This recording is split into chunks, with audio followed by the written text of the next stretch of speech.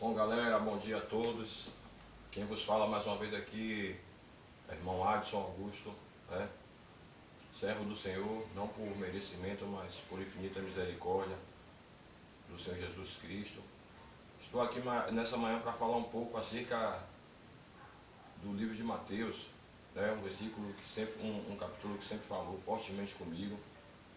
O livro de Mateus, capítulo 24, que fala acerca do princípio das dores. Eu não sou pregador, não tenho unção, né? A unção que se vê hoje em dia nas igrejas, né? Não falo em línguas, né? Porque também que se eu falasse em língua, não teria proveito nenhum para vocês, que vocês não seriam edificados em nada. E também a Bíblia diz que se não houver quem interprete, é melhor que não fale. Então eu prefiro falar na nossa língua, no nosso bom português. Não tem pessoas de outra nacionalidade para ser alcançada através dessa mensagem. Então não é necessário falar em línguas. E esse livro aqui de Mateus, capítulo 24, o capítulo todo fala sobre o princípio das dores. Jesus vem descendo do templo ali com seus discípulos e eles estão admirando o templo, né, a estrutura. E eles começam a indagar Jesus acerca de quando aconteceriam tais coisas, né, que anunciariam um fim, né? E Jesus logo responde a ele. Jesus responde a ele de outra forma: cuide para que ninguém vos engane. E nós vamos meditar um pouco neste livro aqui, nesse capítulo aqui. O versículo 1 fala assim: tendo saído do templo, ia se retirando, quando se aproximaram dele os seus discípulos, para lhe mostrar as construções do templo. Quer dizer, Jesus falando das coisas espirituais, eles estavam preocupados com as coisas seculares, né? Com as coisas materiais. E essa mensagem que eu vou falar hoje não serve tão somente para os crentes, para os cristãos, mas também para os ímpios. Porque hoje em dia nas igrejas tem sido apregoado um evangelho onde é através de barganha, onde você imprensa a Deus para adquirir tudo que seu coração egoísta, seu coração materialista deseja. E se nós formos reparar aqui, Jesus fala várias vezes nesse capítulo acerca dos falsos mestres, dos falsos profetas, e é mista que aconteça. E nós vamos ver aqui alguns sinais que antecedem o fim. O 2 fala assim: e ele porém lhes disse: não vedes tudo isso? Em verdade eu vos digo que não ficará aqui pedra sobre pedra que não seja derrubada. E essa profecia se cumpriu 70 anos após a morte de Cristo. O imperador Tito destruiu, né, o templo, destruiu Jerusalém, a cidade foi totalmente destruída, se cumprindo aquilo que o Senhor Jesus falou, né, que não ficaria pedra sobre pedra. E a parte B fala assim: a pergunta dos discípulos, versículo 3: no Monte das Oliveiras, chamava-se Jesus assentado, quando se aproximaram dos discípulos, os discípulos, em particular, disseram: dize-nos quando sucederão estas coisas, e que sinal haverá da tua vinda, da consumação do século. Eles indagam aqui ao Senhor Jesus acerca da consumação dos séculos. E olha o que Jesus responde, mais uma vez: vede que ninguém vos engane, porque virão muitos em meu nome, dizendo eu sou Cristo, e enganarão a muitos. Quantos falsos cristos nós não vemos por aí? Você que está sempre no YouTube pesquisando acerca do cristianismo, de religiões, tem um cidadão aí chamado Henrique Cristo. Ele diz que ele é a reencarnação de Jesus. Já está fora da Bíblia, que não existe reencarnação. A Bíblia diz que o Senhor virá buscar a sua igreja e ele está à destra do Pai, já com o corpo glorificado. Então ele não virá mais em carne, né? Mas infelizmente essas coisas têm acontecido. E fala aqui também acerca de falsos profetas, porque tem muitos aí que pregam um falso evangelho, né? Que não chamam as pessoas ao arrependimento, não falam da ira de Deus, não falam do pecado,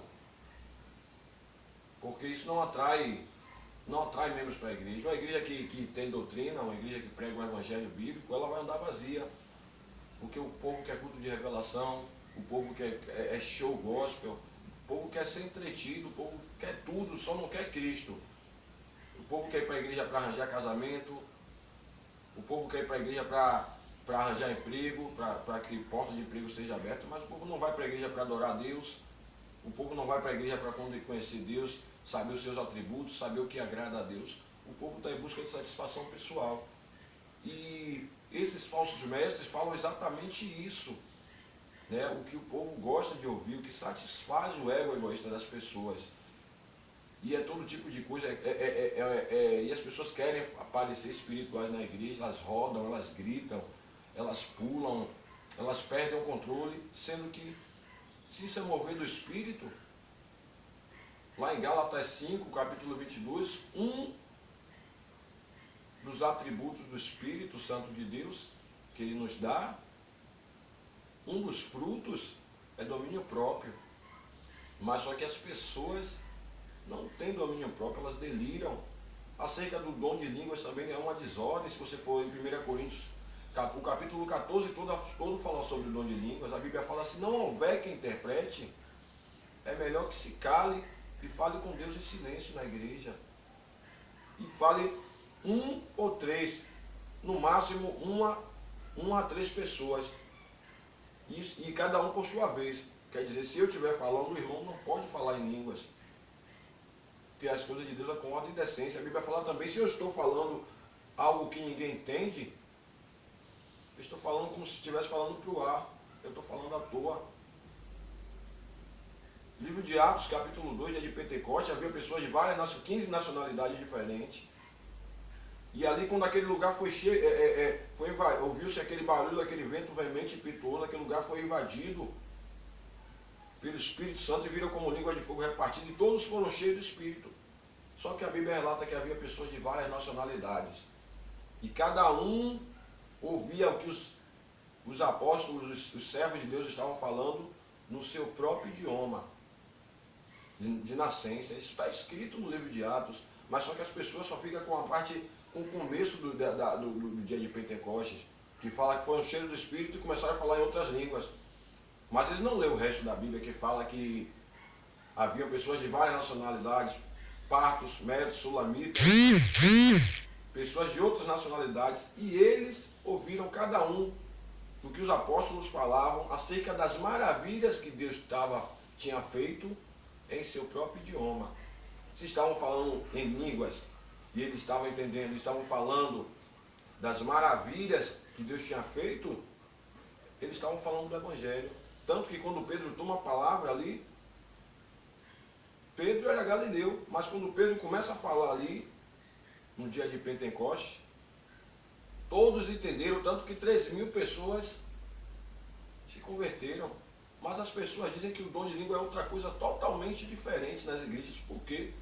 Por que essa distorção da palavra de Deus? É porque a Bíblia está dizendo, e a Bíblia tem que se cumprir. Viriam falsos profetas e enganariam muitos. E outra coisa que me chama mais atenção: se você questiona essas coisas, se você mostra a verdade para que as pessoas não venham perder as suas almas, elas se levantam contra si, contra você, como tem acontecido. Pessoas de uma igreja que eu congregava têm me perseguido. Nas redes sociais eu não posso comentar nada, que elas me perseguem, elas dizem que eu sou santarrão, que eu tenho um discurso de ódio, que eu quero ser melhor do que os outros. Não, eu sou pobre, miserável, pecador, falho, sou digno do inferno, digno de misericórdia. Eu não sou melhor do que ninguém, senão não seria salvo pela graça, que o significado de graça é favor imerecido. Mas, por infinita misericórdia, Deus tem me ajudado, me dado sabedoria para eu entender o que está escrito e para eu chamar os irmãos e falar a verdade, falar acerca do arrependimento, acerca da transformação do caráter, da importância de adquirirmos um caráter cristão. 1 Timóteo, a Bíblia fala que muitos não resistiriam à sã doutrina e, tendo comissão, coceira nos ouvidos, dariam ouvidos a espíritos enganadores e à doutrina de demônios.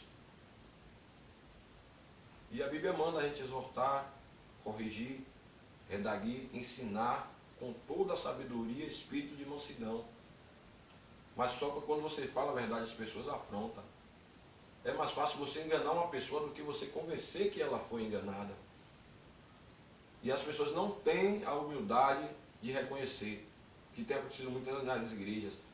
As pessoas não têm a humildade de reconhecer que elas erraram e persistem no erro, continuam no falso evangelho. E a você que vive no pecado, né? Então agora eu quero me direcionar aos ímpios, você que vive uma vida dissoluta, de bebedeira, né? Uma vida de prostituição, uma vida de mentiras, de drogas. Eu vim desse mundo aí de drogas, de dependência química, era usuário de cocaína. Graças a Deus, nesta parte aí, eu estou liberto. Eu creio que Deus há de operar mais ainda em minha vida e me transformar por completo, porque eu não estou totalmente transformado. Isso é um processo gradativo, como diz no livro de Provérbios, né? Que a vida do justo é como a luz da aurora que vai brilhando